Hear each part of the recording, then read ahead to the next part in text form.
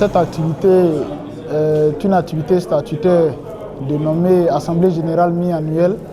Et il est important à un moment donné de marquer une pause pour pouvoir faire le bilan des activités. Là, on peut dire positif puisque toutes les activités qui ont été prévues pour la première moitié du mandat ont été entièrement réalisées. Maintenant, au niveau de l'impact que nous recherchons, je pense qu'il y a des choses à améliorer. Mais nous avons réussi quand même à faire des activités à fort impact, telles que la construction de toilettes au niveau du groupe scolaire de Plateau Nord 3. Nous avons réussi à faire notre activité dénommée Women's Day, une activité qui parle de l'autonomisation de la femme et de l'entrepreneuriat. Nous avons aussi accompli notre cahier des charges en faisant plusieurs formations pour nos membres. Donc le bilan quand même est satisfaisant sur le plan moral et aussi bien financier.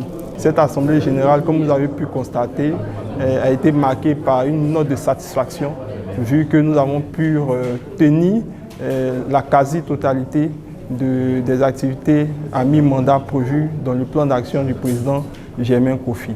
On espère que pour la prochaine seconde moitié du mandat, qu'on parvienne à partir des recommandations du superviseur de cette activité à atteindre les 100% de satisfaction pour notre organisation en vue de bâtir cette organisation de référence que l'ensemble des membres souhaitent au niveau de la Jeune Chambre Côte d'Ivoire. Il est bon pour une organisation à mi-parcours de son mandat de faire le bilan, comme je l'ai dit, le bilan à mi-parcours de ses activités, pour voir si les éléments projetés lors de son plan d'action, de son programme d'activité a été respecté. Et bien, ce fut le cas pour la JCI Abidjan Soleil.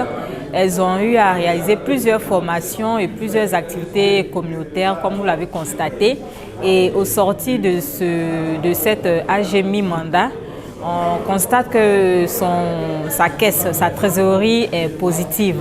Donc c'est vraiment à encourager pour une organisation qui n'a que 2 ans.